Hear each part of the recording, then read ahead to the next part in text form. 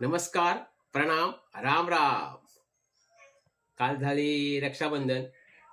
तर एक काव्य सुचला होता. देवास चंदन आणि नंतर वंदन आणि त्या वात्सल्य, त्या प्रेम, ती भक्ती म्हणजेच रक्षाबंधन. तर असं आपण राहायच पाहिजे या नात्यात. दुसरी गोष्ट आज संध्याकाळी 9, 9:15 वाजता मी लाईव्ह येणार आहे आमच्या साम मंदिरात. जिकडे पाणी भरतं आणि हरिनाम चालतं बघा, त्या मंदिर आहे. ते प्रचंड व्हायरल झालेलं आहे. तर आज मी स्वतः गाण्यासाठी बसणार आहे.